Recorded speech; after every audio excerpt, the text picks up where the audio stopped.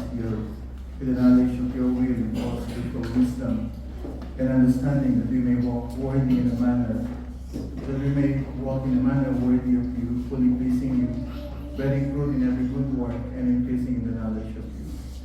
Father, we pray that you will strengthen us with all power according to your glorious might, for all endurance and patience with joy, giving thanks to you for all the benefits of salvation. We ask all these in Jesus' name. Amen. Pakaupo na po kayo. Magandang hapon po.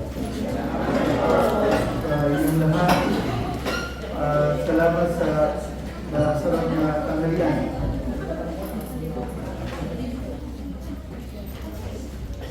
So, one of the main tourist attractions sa Manaus, Brazil is Encontro das Águas, or the Meeting of Waters.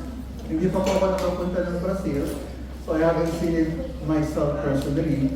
A friend of mine named Wikipedia told me about this. Encontro das Águas is a confluence, meaning dalawang ilog na dumadaloy ng magkasabay.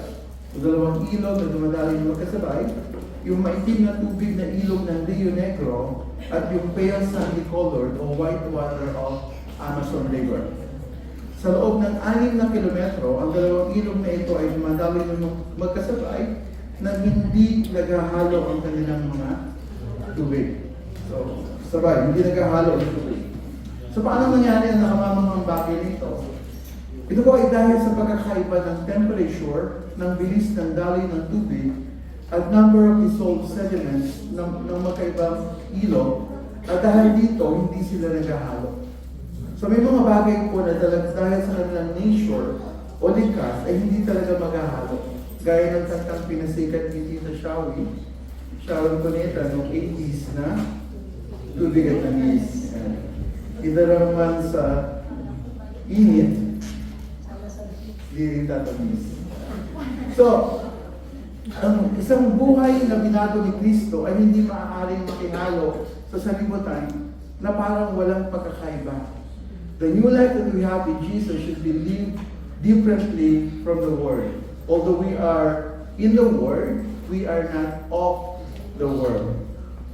Yan po ang titingnan natin in our passage. Paano tayo dapat maiba sa iba? So our sermon text this afternoon is from Colossians chapter 3, verses 1 to 17. So I will read the passage and then explain it verse by verse. So I encourage you to keep your Bible open or to look at the screen sa harap so you could follow along. Our goal this afternoon is to describe the new life we have in God. Kung maalala po ninyo, may 4 tayong tanong na gusto masagot as we study the book of Colossians. Who is Jesus? Can people change or can they have a new life? Nasagot na po natin itong dalawang to. How did God give us new life in Jesus? Nasagot na rin natin yan ng mga Sundays. And now, what characterizes the new life? Yung pang-4 na sagot. And ito pong pang-4 na tanong ang sasagutin natin sa remaining 2 chapters of Colossians. So now we are in Colossians chapter 3. Hahatiin po natin sa 4 na bahagi ang ating pag-aaral ngayong hapon. Number 1, seek and set your minds on things above. And why? From verses 1 to 4. Point number 2 is put off the old self from verses 5 to 11. And then number 3, put on the new self from verses 12 to 14. And then number 4, new life in community. So yung bagong buhay na ito, paano siya in light of the community of the local church. So let's look into that first point. The command to seek and set your mind on things above, or in short, to delight in the Lord Jesus Christ. Delight in Jesus and why? So kailangan magkaroon tayo ng kagalakan kay Kristo at bakit. So verse 1, basahin natin, then you have been raised with Christ. Ito yung imperative, seek the things that are above, where Christ is seated at the right hand of God. In the past 2 chapters, Paul devoted 2 chapters showing the beauty of Jesus, His supremacy and sufficiency. In those 2 chapters also, pinakita sa atin ni Apostol Pablo ang ating katatayuan kay Kristo. How in Jesus we have been forgiven and reconciled. We have been transformed and transforming, preserved and persevering. We have been given a new life. We have been forgiven of all our sins. Yun yung katatayuan natin. Christ is supreme, Christ is sufficient, we are forgiven. And we have this new life in the Lord Jesus Christ. Nakuha natin lahat ng ito because of the gospel. The gospel that has been preached to us. And we will continue on our growth spiritually because of the words of God as well, because of the gospel. So listen again to Colossians chapter 2, verses 11 to 15, in context. Kasi sabi doon, if you have been risen with Christ, if then you have been raised with Christ, kung kayo ay nabuhay, nakalakad sa Kristo. So ano yung talagay natin dati? Verse 11, in Him, that is in Christ Jesus, you also were circumcised with a circumcision made without hands, by putting up the body of the flesh by the circumcision of Christ. That is, in Jesus, God gave us new life, new heart. He has put His Spirit within us. We have been regenerated. Our hearts has been circumcised. Verse 12, having been buried with Him in baptism, in which you were also raised with Him through faith, in the powerful working of God who raised Him from the dead. So yung baptism dito symbolizes that we died to sin and live for God through faith, which is the supernatural work of God. Verse 13, and you who were dead in your trespasses and the uncircumcision of your flesh, that is our miserable, helpless, and hopeless state apart from Christ. We're dead, we're uncircumcised in heart. And then, sabi ng verse 13, God made alive together with Him, having forgiven us all our trespasses. So we're dead, we're uncircumcised in heart, but in Christ, we have been raised, binuhay tayo, at tayo ay pinatawad sa lahat ng ating mga kasalanan. Did you hear that? We have been forgiven of all our sins. At paano yung ginawa? Verse 14, by canceling the record of debt that stood against us with its legal demands, this is set aside, nailing it to the cross. Jesus paid the price, that is the death, His death on the cross. Verse 15, He disarmed the rulers and authorities and put them to open shame by triumphing over them in Him. In Jesus, it is not only that we have been forgiven, tayo po ay victorious pa. Tinalo niya, dinaig niya ang diablo. So Paul is saying, kung naranasan mo ang kaligtasan ito, kung ikaw ay may bagong buhay na, ang iyong buhay ay dapat iba sa iba. Ituon ninyo ang inyong mga pag-iisip sa mga bagay na nasa langit na pinaroroonan ni Kristo na nakaupo sa kanan ng Diyos. May bago kang direksyon, may bago kang tunguhin, may bagong pagtutuunan ang iyong isip. Then verse 2, ang sabi niya, set your minds on things that are above, not on things that are on earth. Dahil tayo ay may bagong buhay kay Kristo, ang ating interest ay dapat nakapokus kay Kristo na. Ang ating mga pag-iisip, mga pangarap, mga ambisyon, ang ating buong pagkatao ay dapat nakasento sa langit kung saan si Jesus ay naghahari and where our lives truly belong. Pag tinanong ka, ano gusto mo maging paglaki mo? Maging anak po ng contractor.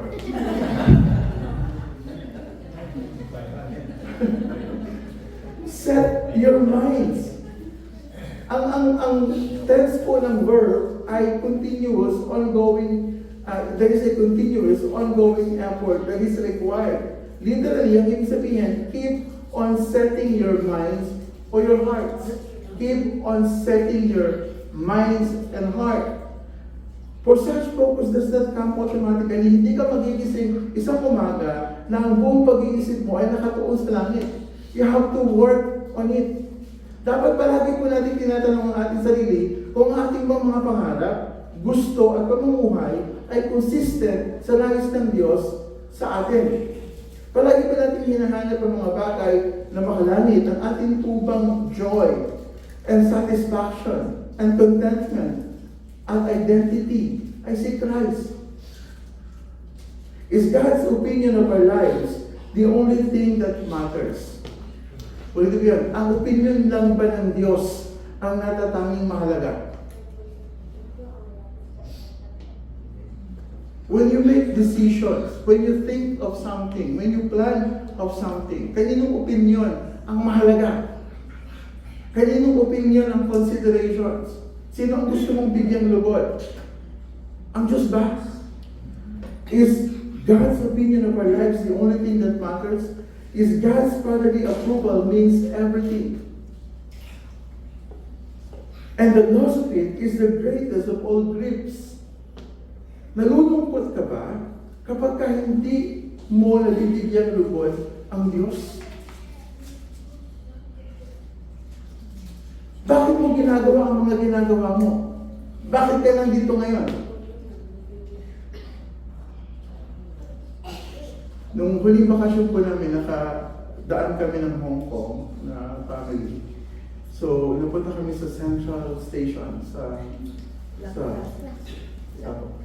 Worldwide. Sa Hong Kong. Napunta kayo, alam niyo yun? Doon halos, ang daming Pilipino. Doon sa Central Station sa Hong Kong. May nagsusumba, may karaoke, may kumakain. Yung buong street sarado. Grabe ang dami. So why are they in Central Station on Sunday? Day off kasi nila yun. So, hindi sila ayaw nila magstay o hindi sila pwede magstay sa bahay. Don't know the case. Pumupunta sila doon to be with kabayans and rest or magsumba. So, bakit kayo nandito? I hope hindi dahil wala kayo mapuntahan iba. Kundi dahil gusto nyo magbigay ng pagsamba sa Diyos kung sa atin ay nagligtas. Right? So, bakit ka nagtatrabaho? Bakit ka nag-asawa o mag-aasawa? Ang dahilan ba ng lahat ng iyan ay ang Diyos? Is God's fatherly approval the only thing that matters? And the loss of it is the greatest of all griefs. Ang sabi ni Paul sa mga taga-Pilipos, rejoice in the Lord. Ang kagalakan mo sa Panginoon. Rejoice in the Lord. And again I said, rejoice. Amen. Kapag ang kaligayahan mo ay nakabase sa iPhone 17, isang taon lang yan after, or 2 years maybe, papalitan na naman ng iPhone 18. Hindi ba? Nagsimula ka sa iPhone 4. Tapos taon-taon gusto mong i-upgrade. Kapag doon ang identity mo, doon ang kaligayahan mo, mawawala agad. Rejoice in the Lord always. Again I said rejoice. Galatians chapter 6 verse 14, far be it from me to boast except in the cross of our Lord Jesus Christ. Ang isang dahilan bakit ako magkakaroon ng boasting o ng kagalakan o ng pagmamayabang o ng pagmamalaki is only in the cross of our Lord Jesus Christ, by which the Word has been crucified to me and I to the Word. Sabi po so these are the commands: seek and set your minds on the things that are above, or delight yourself in Jesus. And Paul has given us 2 reasons why we should seek and set our minds on things above. Look at verse 3 and 4. Look at the text. 4. Kapag nakita niyo na po yung 4 sa Bible reading nyo, makikita mo na yung dahilan ng utos or ng ground kung bakit niya binigay yung instruction. 4, you have died. That's 1 reason. And your life is hidden with Christ in God. That's number 2. You have died and your life is hidden with Christ. When Christ, who is your life, appears, then you will also appear with Him in glory. So, merong dalawang dahilan as ground for His command. namatay na po tayo. Sabi ng verse 12 of chapter 2, having been buried with Him in baptism. Therefore, we have died to sin. Then doon sa verse 20, if with Christ you died to the elemental spirits of the world. So die to the old order with its spiritual power, its self-denying and enslaving regulations, visionary and useless self-centered worship. Yung mga dahilan na makasanlibutan, yung paraan ng pagsamba na hindi ayon sa kalooban ng Diyos, yung mga enslaving regulations, huwag kang kakain, huwag kang iinom, do this and do that, namatay na tayo lahat doon because of what Christ has done on the cross. Namatay na rin tayo sa kapangyarihan ng kasalanan. We are no longer slaves to sin. Kung namatay na tayo dito, bakit pa tayo mabubuhay sa kasalanan at sa sistema ng sanlibutan? Sabi ni Paul, namatay na kayo, then seek and set your minds on things above. Delight yourself in Christ. Hindi na kayo pwedeng halangan pa ng kasalanan at ng sistema ng sanlibutan sapagkat malaya na kayo doon. Set your mind on things above where Christ is. Pangalawa, your life is hidden with Christ in God. Sabi ni Paul sa Galatians chapter 2 verse 20, I have been crucified with Christ. It is no longer I who live, but Christ who lives in me. And the life I now live in the flesh, I live by faith in the Son of God, who loved me and gave Himself for me. Christ crucified with Christ. Tayo ay napakong kasama ni Kristo sa krus. He lived in us, and we live for Him. Tayo nabubuhay sa Kanya. Our lives are hidden in God. No one can take it from us. We are eternally secure. Others can see it, but when Christ came, it will appear with Him in glory. Hindi ko lang, malamang nabanggit ko na ito. I'm waiting for a day, longing for a day, where I don't have to struggle with sin kapag nagising ko. Lahat ng joy na meron tayo in this side of the cross are all may bahid ng kasalanan. Diba? Lahat ng kagalakan na nasa natin dito, may bahid ng kasalanan. Hindi pa natin naranasan ang totoong kaligayahan na walang presensya ng kasalanan. Amen. I long for the day na isang araw wala ng presence of sin. And there is fullness of joy. I was talking to a colleague. She doesn't believe in God. Practically, she's an atheist. It concerns me when I'm talking about the gospel, how Christ claimed exclusivity. No one can come to the Father except through me. I'm the way, the truth, and the life. No one comes to the Father except through me. So kasi ang prevalent thinking ngayon is relativism. Meaning, totoo yan sa'yo, hindi sa akin. Others would say, there are so many ways to heaven. Hindi lang yan. Either Jesus is lying, kapag sinong sabihin niya, ako lang ang daan, walang iba.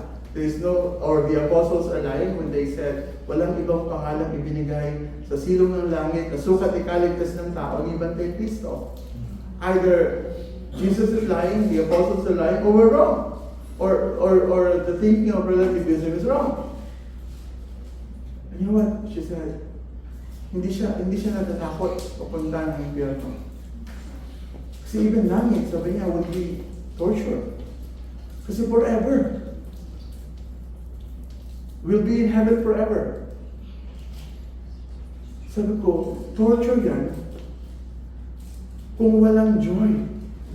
Ang sabi ng Bible, in your presence there is fullness of joy. At your right hand, pleasures evermore. Kung merong absolute joy, and you will come to know God for eternity. God is infinite. Hindi natin kaya i-exhaust yung kanyang perfections. So that will be joy after joy after joy after joy after joy after joy after joy after joy. Grace after grace, grace after grace.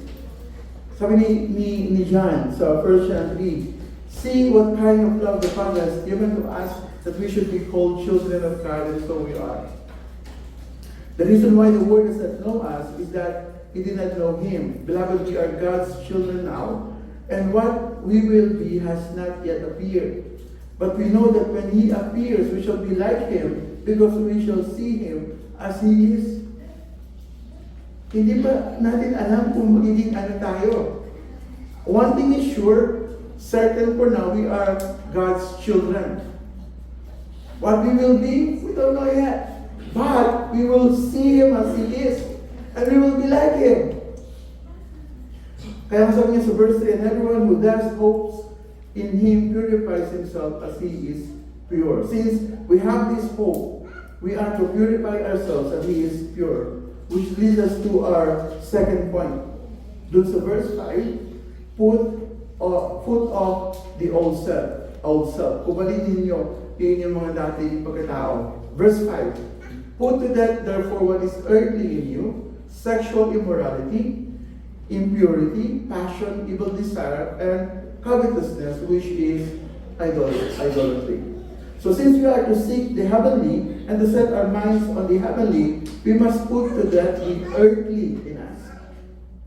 Heavenly, yun ang goal, yun ang pupurso natin. Pero kailangan natin patayin what is earthly in us. Paul gave us list of 5 sins here. 5. Sexual immorality, impurity, passion, evil desire, and covetousness.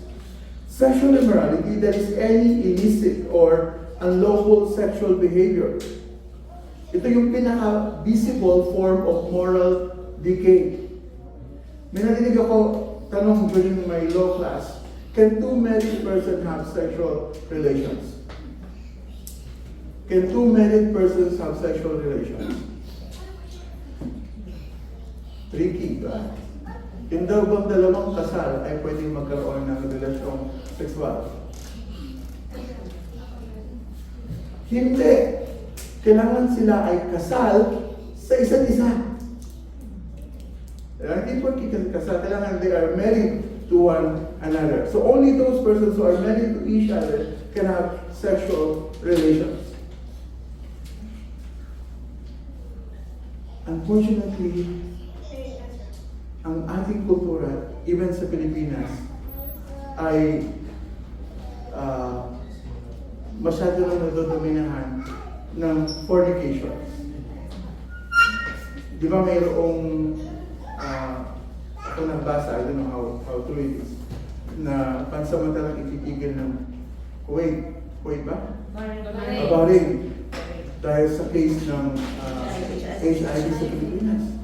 See? So, sabi ni Paul, put to death sexual immorality. Sabi niya sa Ephesians, hindi nga dapat na mabagit man lamang ito sa inyo. If anyone who is guilty of sexual immorality and unrepentant of it, gaya na sinasabi ng 1 Corinthians 5, dapat tinatanggal sa church. Sinasubject sa church discipline. Kasi, kaya sa i-discipline, tatanggalin sa church, hindi na makita yung pruweba na siya ay isang totoong mananampalataya. If a person is unrepentant in their sexual sins, ibig sabihin nun, hindi siya nagpapakita ng ebidensya ng pagiging isang totoong Kristiyano. Pangalawa na sin dito is impurity. That is moral corruption or uncleanness. It goes beyond actions. It includes thoughts and intentions. Jesus said, everyone who looks at a woman with lustful intent has already committed adultery with her in his heart. Kasama na dito yung lustful thoughts. Kasama na dito yung lustful intents. So, hindi lang basta action. What's going on in the heart and mind of someone? Okay. Pangatlo na kasalanan, yung passion. That is uncontrolled desires. Not just sexual. It can include any overpowering craving. If a desire is so strong to the point that it controls, then it becomes a sin. It could be anything. Pwede kape. Yung kontrolado ka na ng kape? You'll do anything para lang makapagkape? Or, appreciation. Nasisira ang araw mo pag hindi ka na-appreciate. Nagiging idol of heart mo yung appreciation. Nagluto ka ng masarap, hindi ka na-appreciate, nagagalit ka. Respect. Kailangan respeto ako. Pag hindi ako nakakuha ng respect, tatalon ako for next time, no? God commanded man to love their wives as Christ loved the church. Amen. Last ang amen ng mga babae. Sabi naman sa mga babae, see to it that you respect your husband. Yung need kasi, ang mga lalaki, naghahanap ng respect. Ang mga babae, mostly, naghahanap ng affection. So kung ang hinahanap mo, to the point na nagagalit ka pag hindi mo nakuha ito, respect, at masyado kang nadodominahan ng desire to be respected, not to be an idol, and that is sin. Control, or success, or marriage, or work, anything that you desire most. Yung identity mo nasa trabaho mo na. Yung bang wala ka ng kwenta kung wala na yung trabaho mo. Naalala niyo yung movie ni Tony Gonzaga sa ni Coco Martin? You're the boss? Ako naman mahilig manood ng movie.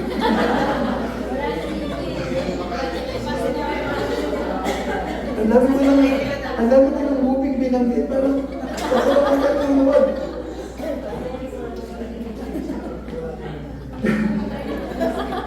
Evil desire, pangapat, evil desire, an intense longing for what is wrong, desires that distort God's design for fulfillment. Well, hindi na natin kailangang i-elaborate ito. We know what is evil, and we know yung desire. Anything that is not longing for God is evil.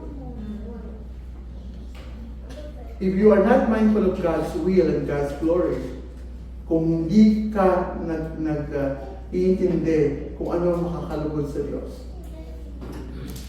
that's evil.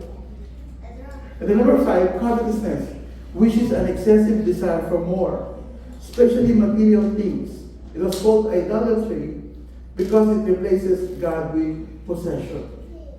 Alam niyo yung kwento ng mag-asawang mananampalataya na may bagong lipat na kapitbahay?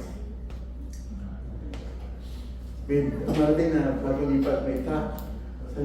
Sabi ng babae, may bagong lipat na kapitbahay.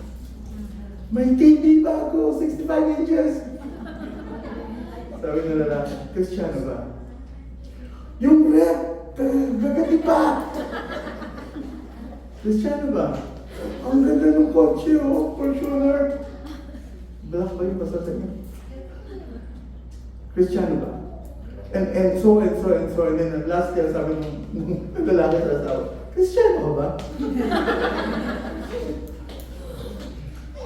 If you desire something na meron ng iba, na wala ka.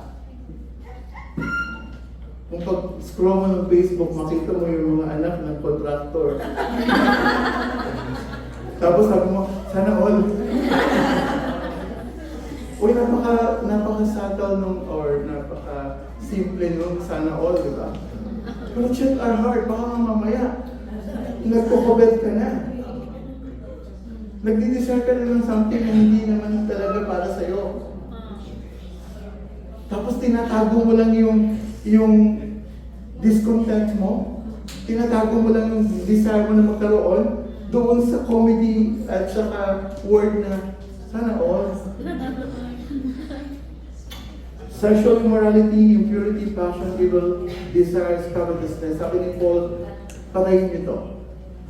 Tanggalin ito. Ang tanong, paano natin papatayin ang mga makamundong pagnanasan ito? Kung gusto natin patayin ang mga masamang damo, kailangan natin bunutin ang ugat, hindi lang basta putulin. So kailangan natin alamin ano ang ugat. So we need to ask, why do we sin? Saan nagagaling ang kasalanan? Di ba?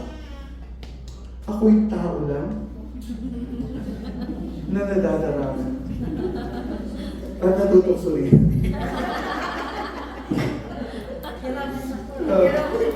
Maialis ko ba? Ayun, kumanda na. Ang sabi ni James, James chapter 1 verse 14 and 15, but each person is tempted when he is lured and enticed by his own desire. Natutukso tayo if we are lured and enticed by our own desire. Yung ating sariling desire ang nag-uudyok sa atin. That desire, when it has conceived, given birth to sin, and sin, when it is fully grown, brings forth death. Ang kasalanan, actually, nagagaling sa ating desire. We sin because sin promised pleasures. Hebrew writer would call it the fleeting pleasure of sin. Diba? Sabi ng Hebrew writer. So paano natin papatayin ang makamundong pagnanasa? Sabi ni Paul, sa verse 1 to 4, seek and set your mind on things above. Delight yourself in Jesus. Babalik tayo sa una. Put to death what is earthly in you. Pero bago mo magawa yun, set your mind on things above. The Puritan Thomas Chalmers, in his sermon, The Expulsive Power of a New Affection, said, the only way to dispossess the heart of an old affection is by expulsive power of a new one. Para daw mapatay mo o maalis mo, mawala sa iyo yung pagmamahal mo sa isang bagay, kailangan ito mapalitan ng mas higit na pagmamahal sa iba. The only way to dispossess the heart of an old affection is by an expulsive power of a new one. Ang point po ni Thomas Chalmers sa kanyang sermon ay ito: hindi mo mapagtatagumpayan ang mga sinful desires by suppressing them. Rather, you need to replace them with a stronger, more beautiful desire, and that is love for God and love for Christ. Kung isusuppress mo lang yung sexual immorality, kung isusuppress mo lang yung covetousness, kung isusuppress mo lang yung impurity, hindi ka magtatagumpay. Kailangan mapalitan yun. Kailangan mapalitan yun ng mas magandang desire, at yan yung pag-ibig sa Diyos, ang pag-ibig kay Kristo. Ang puso ng tao ay nangangailangan ng object of love. We are a covenantal being. We are created to worship and love. And you can't just remove sinful affections and leave the heart empty. It will always seek something to cling to. Hahanap at hahanap ang ating mga puso ng mamahalin, ng sasambahin. So bago mo mawala o mapalitan ng isang bagay, kailangan meron kang kapalit na mas maganda. Another reality is that affections are displaced, not destroyed. Napapalitan lang, hindi na mawala.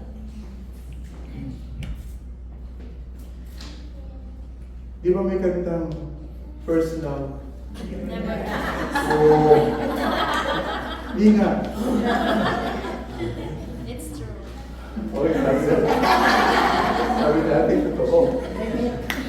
Napapalitan lang ng masigit na pagmamahal. Okay? Love, affections are, another reality is that affections are displaced, not destroyed. Trying to eliminate worldly desires through moral reasoning or fear doesn't work.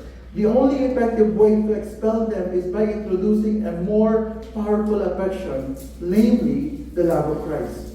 The only way to defeat the pleasure that sin promised is with greater joy, one that is found in God.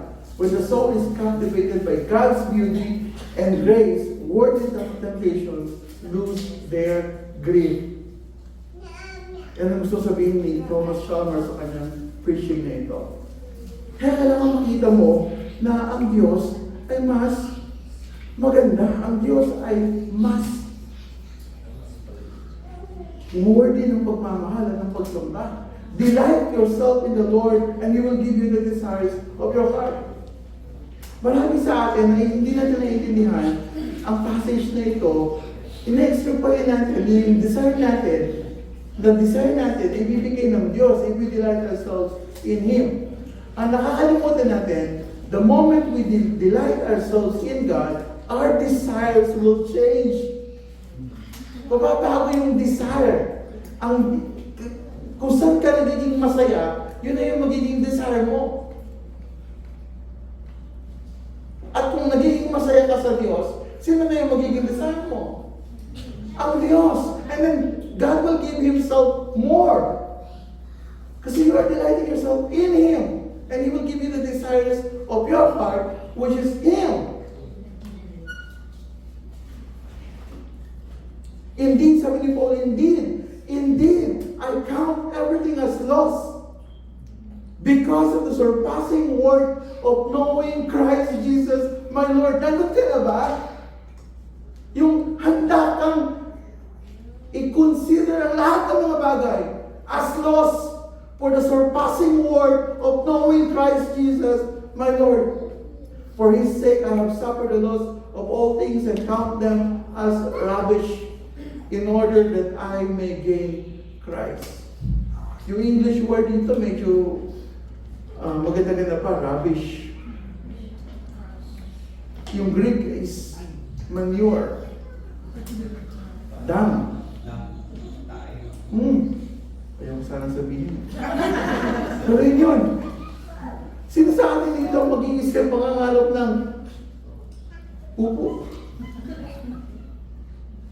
Who has considered other things other than Christ as rubbish? So why do I have to put to death what is earthly in us? Again, look at verse 6 and 7. On account of this, the wrath of God is coming. In this you too once walked when you were living in them. Ang Diyos ay galit sa mga kasalanan ito. We have to put it to death. Kasi ang Diyos ay galit sa mga kasalanan ito. Remember, tayo ay pinagkasundo na. Hindi na tayo mga kaaway ng Diyos. Ang sabi niya dito sa verse 7, in this you too once walked. Paul emphasized here again na ito ang buhay na mga wala kay Kristo dati. Sabi ng talata, in this you too once walked. Galing na kayo dyan. Dati yun ang buhay yan. Dati kayong nasa ilalim ng puot ng Diyos. Kaya wala kayong bumalik. Patayin na ninyo ang mga gawa ng laman. Iba na kayo ngayon. Pinakipagkasundo na kayo kay Kristo, ni Kristo sa Diyos. Hindi na kayo makakaaway. Then in verse 8, Paul gave another list of 5 sins that we need to put away. So verse 5 sins. Verse 8, another 5. But now you must put them all away: anger, wrath, malice, slander, and obscene talk from your mouth. Now, how is this list of 5 sins different from the list of 5 sins in verse 5? Bakit kailangan ibukod? Kung mapapansin niyo po, verse 5 speaks of the sins of the desire and idolatry. Private sin of the heart. Madalas nakatago. No one would say, I'm coveting your wife. Walang magsasabi na, gusto ko yung iPhone mo. I'm coveting your job or your gadget. No one would announce na siya ay may lustful thoughts on someone. Ang mga kasalanan ito ay mahirap makita publicly. Those who commit sexual immorality will do it in private. Diba? Ito yung mga kasalanan mahirap ma-detect. Kaya nga, we as who wanted to disciple, yung gusto natin makuha yung disciple o makapag-disciple sa kapatid, you ask questions like, how are you doing spiritually? Naalala niyo yung sinabi natin last time? How are you doing spiritually? Any sins that you struggle with? Because you are going to address the heart. Kailangan mo maipalabas kung ano yung nangyayari sa puso niya. That's why you ask questions. Verse 8, list of sins, on the other hand, are more public, which damage relationship and community.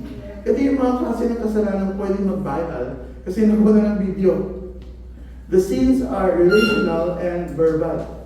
Makikita po natin yung progression mula sa internal resentment, galit na nauuwi sa obscene talk. Magagalit muna. Pagkatapos, mauuwi sa puot. Di ba mas matindi yung galit sa puot? Nairita ka, then nagalit ka, then napuot ka. And then after nun, magkakaroon ka na ng malis. Yung desire na sana may mangyaring masama sa kanya. Yung binubulong mo, madaba ka sana. Hindi mo binigyan ng cheesecake, mabilaw ka sana. Diba? Tapos po nangyari, buti nga, malis na po yun. Yung secretly, hinahangad mo na may mangyaring masama. Then after that, slander. Sinisiraan mo na yung tao. At ang dulo, pinasasalitaan mo na ng masama. Nakita niyo yung progression. Anger, wrath, malice, obscene talk. So Paul said, put them away. Again, we must know the root cause. Saan ang gagaling ito? Sabi ni James again sa chapter 4, verse 1 to 3, what causes quarrels and what causes fights among you? Saan ang gagaling ng pag-aaway sa inyo? Is it not this that your passions are at war within you? You desire and do not have, so you murder. You covet and cannot obtain, so you fight and quarrel. You do not have because you do not ask. You ask and do not receive because you ask wrongly to spend it on your passions. Nagagalit ka kasi hindi nangyayari yung gusto mo mangyari. Ilagay the issues of the heart. When something you wanted na magawa at hindi nagawa, the way you wanted it, irritating yun, di ba? Nakakagalit sa'yo. How are we going to put them away? Our desire should be aligned with God's desire. Again, God's opinion of us is the only thing that matters. God's fatherly approval is everything, and the loss of it is the greatest of all griefs. Be mindful always of God and His glory. Trust God. Trust that God is in control and infinitely good, wise, and loving. Na-delay yung in-order mong pagkain. Gutom na gutom ka na. Na-delay. Sabi sa'yo, 15 minutes lang. Dumating after 1 hour. Anong natural tendency? Oh, diba? To be irritated and angry. But remember, God is sovereign. Trust. God is sovereign. Na-late siya kasi may purpose ang Diyos. Na-stuck ka sa traffic. God is sovereign. May katrabaho ka o kapitbahay o kamag-anak, talaga masama ang ugali. Talaga masama ang ugali. God is sovereign. Again, it needs a lot of discipline to put away all these sins. You have to look unto God. Seek and set your minds on things above. As the instruction progresses, you will notice how Paul is developing the idea that these commands or imperatives are given within the context of community. We'll stress that out in point number 4. But now, as we have said, these sins that we need to put away are relational and verbal. Hirap namang magalit ka mag-isa. Diba? Kailangan yung galit mo, mayroong pinapatungkulan, relational siya. Sasabihin mo siya, may sasabihan ka. Verbal. In verse 9, Paul gave another negative command with the relational aspect. Sabi niya sa verse 9, do not lie to one another, saying that you have put off the old self with its practices. In Paul's mind, truth-telling is expected and consistent with the new self. And lie or falsehood is of the old self na kailangan natin hubarin. So, truth-telling, after to put away itong 5, masabi daw kayo ng totoo. Ephesians 4:22 to 25, to put off your old self, which belongs to your former manner of life, and is corrupt through deceitful desires, and to be renewed in the spirit of your mind, and to put on the new self, created after the likeness of God in true righteousness and holiness. Therefore, having put away falsehood, let each one of you speak the truth with his neighbor, for we are members of one another. Ang ground na naman ng truth telling, to speak the truth in love, ay yung ating bagong identity, to put off the old self and to put on the new self. Yung kawangis ng ating Panginoong Jesucristo. We have been born again with the truth of the gospel. We are being sanctified with the truth. Dapat lang na hindi tayo magsinungaling sa halip magsabi ng katotohanan sa pag-ibig. Truth telling is very consistent and the product of the new life we have in Jesus. So look at the text. Do not lie to one another, seeing that you have put off the old self with its practices and have put on the new self, which is being renewed in knowledge after the image of its Creator.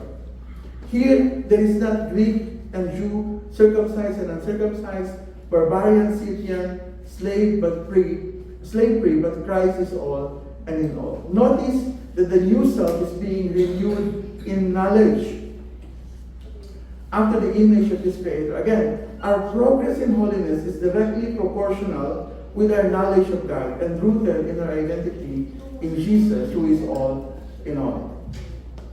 Ang goal natin sa verse 10 ng chapter 1 is that we increase in the knowledge of God.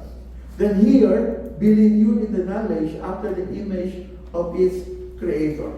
Then Peter said in 2 Peter chapter 3, verse 18, we ought to grow in grace and the knowledge of God. Kung hahanapin natin yung mga bagay na nasa langit, kung nasaan si Kristo, we will set our affection on things above. That includes knowing God is, who God is, knowing God. Kung ang ating pagkilala sa Diyos ay direktang maaapektuhan ng ating pamumuhay at kabanalan. So we have to know, we have to grow in our knowledge of God. Sabi ni Paul sa 1 Thessalonians chapter 4, verse 1 to 8. Finally then, brothers, we ask and urge you in the Lord Jesus that as you receive from us how you ought to walk and to please God, just as you are doing, that you do so more and more. Lumakad daw kayo. Ito ang aming instruction. Lumakad kayo ng nakalulugod sa Diyos. At lumakad kayo ng mas higit pa. That you grow more and more.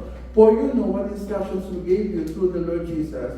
For this is the will of God, your sanctification, that you abstain from sexual immorality. That each one of you know how to control his own body in holiness and honor, not in the passion of lust like the Gentiles who do not know God. Yung Gentiles na nabubuhay sa laman ay dahil hindi nila kilala ang Diyos. So kilala po ba natin ang Diyos? Gaano natin kakilala ang Diyos? Matapos magbigay si Paul ng mga negative commands, put off, put away, do not. Ito yung mga commands. Nabigyan naman siya ng positive command, mga dapat nating isuot. So our third point is on verse 12, put on them as God's chosen ones, holy and beloved, compassionate hearts, kindness, humility, meekness, and patience. You will notice in verse 5, Paul gave 5 sins. Verse 8, 5 sins. Now here in verse 12, may limang positive Christ-like characters. Compassionate hearts, kindness, humility, meekness, and patience. 5, 5, 5. Galing tandaan. Alalahanin lang ang brand ng Sardinas. These Christ-like characters flow from who we are, put on them as God's chosen ones, holy and beloved. That's who we are. We are chosen, we are holy, and we are beloved. Pinasusuot sa atin yung compassionate hearts. That is deep emotional empathy or mercy, pakikiramay or malasakit. In Mark 1 verse 40, a leper came to him, imploring him and kneeling And kneeling said to him, if you will, you can make me clean. Ketongin lumapit kay Christ. Walang gawa ng ketong nun. And they are commanded na lumayo sa mga na unclean, unclean. They are socially cut off. Wala bang humawak sa kanila sa takot. At utos yun na kapag may lalapit sa kanila, sasabihin nila, unclean, unclean. Lumapit siya kay Jesus. Kung gusto mo, kung ibig mo, pwede akong gumaling. Move with pity. He stretched out his hand and touched him. Napipicture niyo yung image? Nung magsimula siya magkaroon ng ketong, walang lumapit sa kanya. Walang nangahas na humawak sa kanya. Ni walang gustong makipag-usap sa kanya. He is socially cut off. But Jesus moved with pity, stretched out his hand, and touched him. Pwede namang sabihin niya, I will be clean. Pero hindi hinawakan pa niya. That's compassionate hearts. In Mark chapter 14, verse 14, when he went ashore, he saw a great crowd and he had compassion on them and healed their sick. Hindi lang niya basta nakikita ng tao, nakikita niya yung pangangailangan. Ang sabi ni James, kung may lumapit sa iyo, na kapatid mo, tapos sinabi mo sa kanya, sige, umuwi ka, mabusog ka at mainitan ka, wala ka namang binigay, pero alam mo kailangan niya. Anong pananampalataya ito? Paano ka nagpakita ng iyong pananampalataya? Kindness o moral goodness, kabaitan. Yung Greek word po nito ay Christoteta, yun yung noun. Pero sa Luke chapter 6 verse 35, binigyan tayo ng Christotes, yung adjective. Sabi doon, but love your enemies, and do good and lend and expecting nothing in return, and your reward will be great, and you will be sons of the Most High, for He is kind to the ungrateful and the evil. Narinig nyo? Kung saan yung kindness binibigay. Even to the ungrateful and the evil. The verse speaks of God's kindness or goodness of heart, even to the ungrateful and evil men like us. It is God's nature to be kind, to be patient, to be to the very ill-deserving and ungrateful sinners. Patient and kind, even to the very ill-deserving and ungrateful sinners. This loving kindness and expression of strong, compassionate pity is demonstrated in the story of the prodigal son in Luke chapter 15. You know the story. Yung isang anak, kinuha niya na yung mana niya. As if he wishes na mamatay na yung tatay niya. Pero yung ipabalik na eh. Pumunta siya sa malayang lugar, nilustay niya lahat ng ari-ari lang meron siya. Sa isang baldas na pamumuha.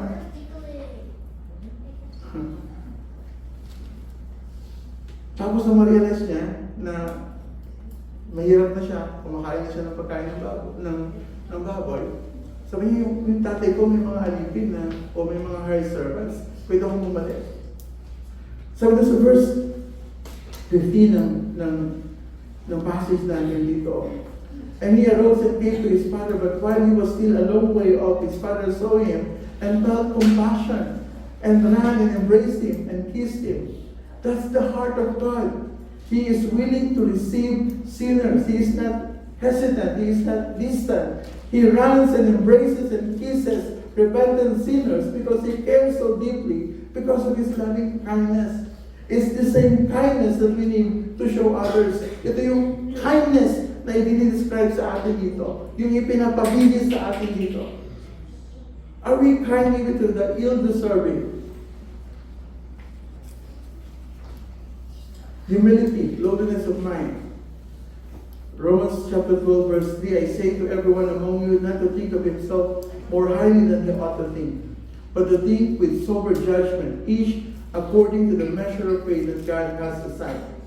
Verse 10, outdo one another in showing honor. Are you willing to outdo siya yung mas magaling. Siya yung deserve. Diba? Yung loneliness of mind. Hindi mo iniisip na, dapat ako. Bakit hindi ako? Meekness o gentleness. Isa sa pinaka-gentle sa Bible na dinescribe sa atin ay si Moses. In Numbers chapter 12, verse 1 to 3, Miriam and Aaron spoke against Moses, and the Lord heard it. Now, yung dalawang kapatid mo, nagre-rebelde sa'yo, si Miriam at saka si Aaron. They spoke against Moses. And the Lord heard it. In verse 3, now the man Moses was very meek, more than all the people who were on the face of the earth. In your description kay Moses. And suddenly the Lord said to Moses and to Aaron and Miriam, come out, you three, to the tent of meeting. Why then were you not afraid to speak against my servant Moses? Yun ang tanong ng Diyos dun sa dalawa. Verse 9, and the anger of the Lord was kindled against them, and he departed. When the cloud removed from over the tent, behold, Miriam was leprous like snow. And Aaron turned toward Miriam, and behold, she was leprous. Ano kaya sasabihin ni Moses?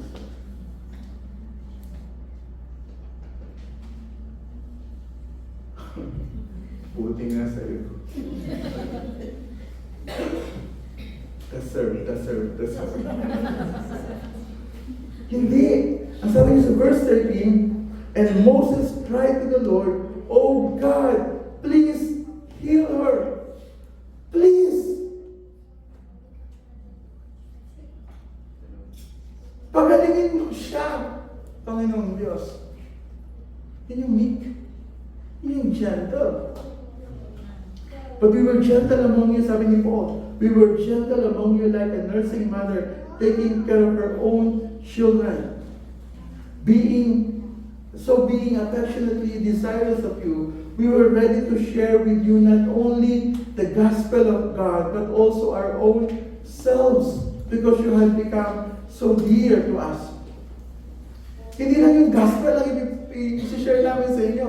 Ang buhay namin mismo, i-share namin sa inyo, because you are dear to us. That's gentleness. Hindi lang Bible verse, pati laswa. Yung gulay natin kanina. Ano ang tawag ito? Or dinaguan.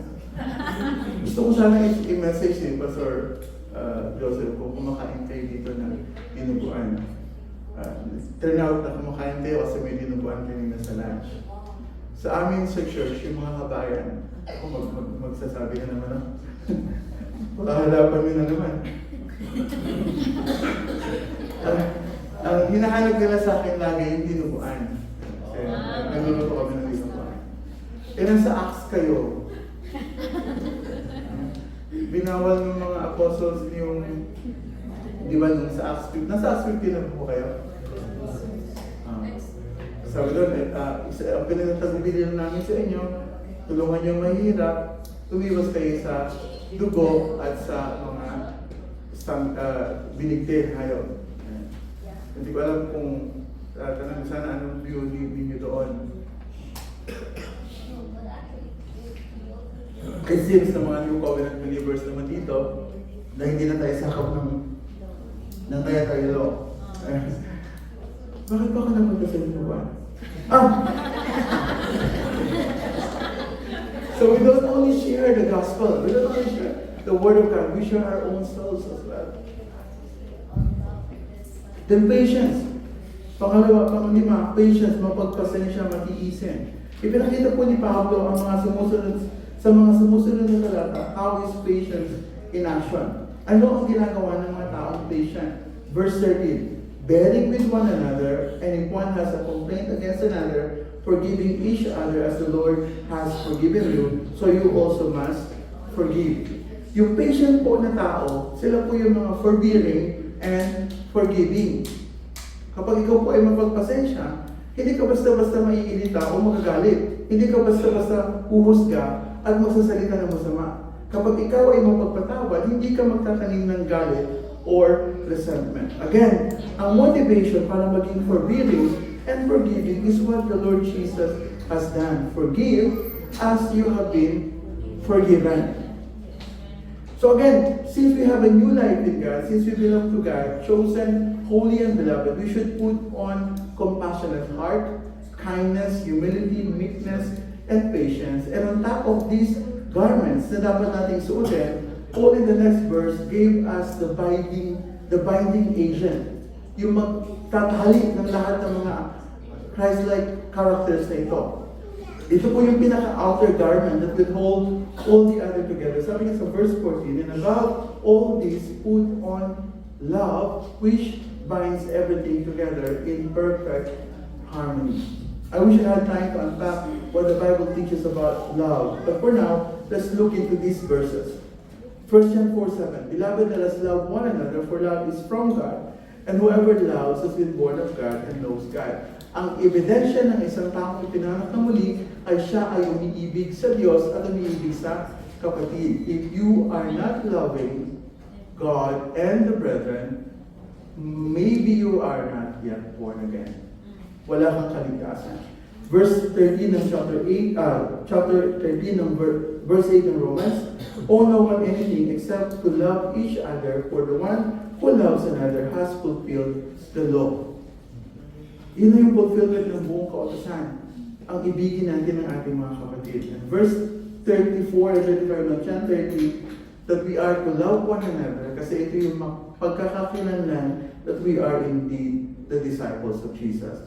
By this, all people will know that you are my disciples if you have love for one another.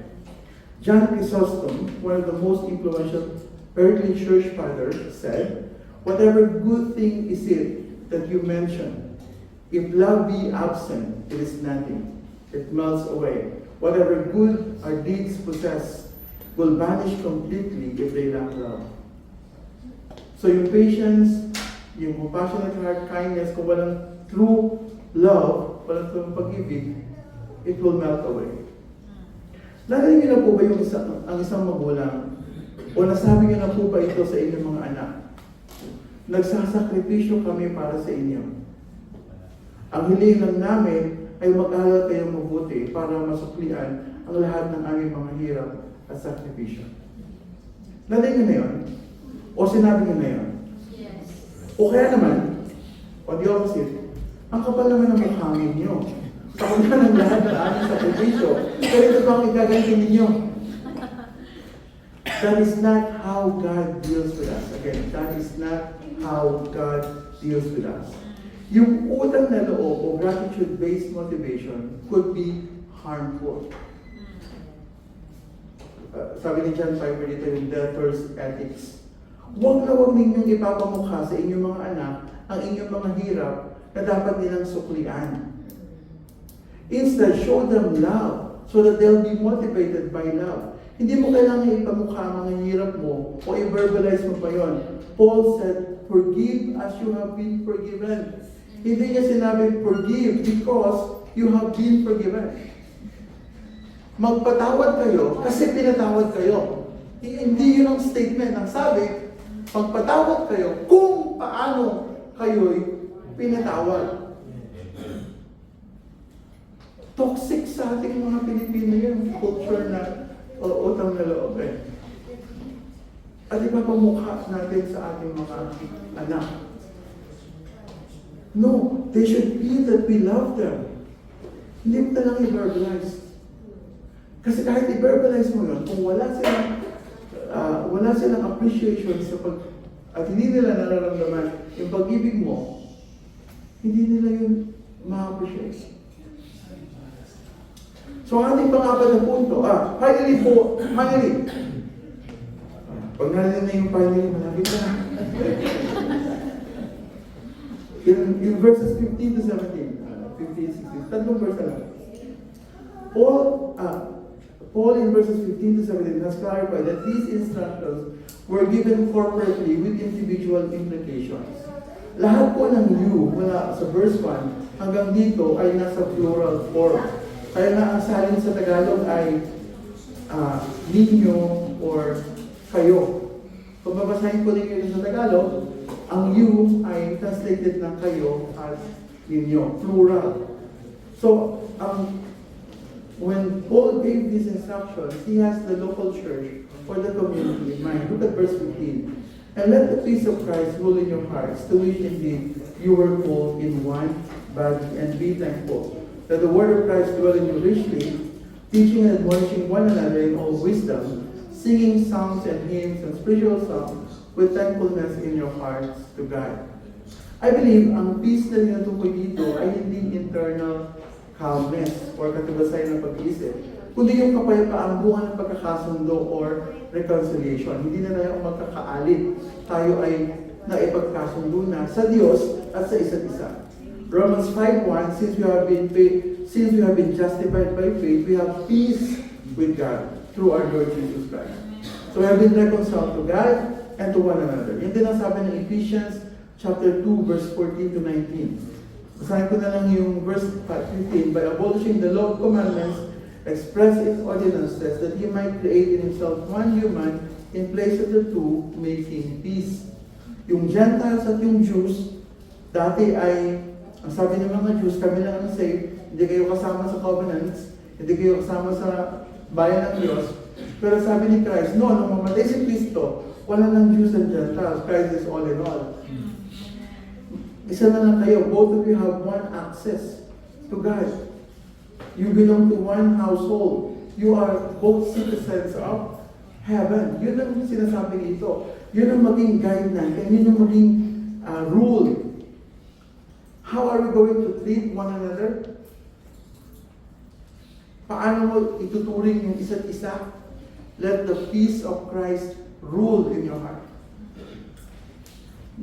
Ipinagkasundo tayo sa Diyos at ipinagkasundo tayo sa isa't isa. Yung pagiging magkapatid natin sa Panginoon, napakalaki ng halaga. Buhay, dugo ng ating Panginoong Jesucristo. Sinasabi ng verse 17, let the word of Christ dwell in you richly. Sinabi na natin ito nung nakaraan. Di ba we have to know the word of God? And by knowing the word of God, we can teach and admonish one another. Ano po ang goal ng Great Commission? Go ye, make disciples of all nations, baptizing them in the name of the Father, the Son, and the Holy Spirit, and teaching them to observe. Yun yung goal. Hindi lang yung basta share mo ng gospel. Ang goal is for their holiness, for their growth in sanctification. Sila ay maging malago. Ang ating duty ay yung turuan natin ang isa't isa through songs and hymns and spiritual songs. So kapag kumakanta tayo ng Before the Throne of God above, kinakanta natin yan sa isa't isa. Kapag kinakanta mo sa kapatid mo yung I want to please you in all my days, in all my ways, no matter the cost, I want to please you. You're actually teaching and admonishing one another sa kantang ito. That you ought to please God in all your days, in all your ways, no matter what the cost. So, finally, so verse 17, whatever you do in word or deed, do everything in the name of the Lord Jesus Christ. Ang goal natin sa lahat ng gagawin, or ang desire natin sa lahat ng gagawin natin is that we do it in the name of the Lord Jesus Christ. Yun yung sinabi niya, I want to please you in all my days, in all my ways, no matter the cost, I want to please you. And we can only please God if we do it, if we do whatever we do in word and deed in the name of the Lord Jesus Christ. Verse 15, verse 16, verse 17, ang sabi, be thankful, giving thanks to God. Ang atmosphere kung saan gagawin natin ang lahat ng mga ito is actually gratitude. Imagine mo, kung grateful ka sa puso mo, paano ka magagalit? Kung grateful ka sa puso mo, paano ka magiging covetous? Kung content ka, masaya ka na sa Nokia 5110, wala. Yung attitude of gratefulness would give you in a situation na talagang magaan ang lahat ng mga instructions na ito. Just like the meeting of waters in Manaus, Brazil, dapat ang buhay natin ay makakitaan ng kaibahan sa mundo kung saan tayo ngayon. Sapagkat bagamat tayo dito, hindi po tayo taga dito. So this is how this new life should look like. We are to seek and to set our minds on things about what Christ is. We are to put off sexual immorality, impurity, covetousness. We have to put away anger, wrath, and we have to put on this Christ-like character. Tayo po tumayo, tayo mo lang.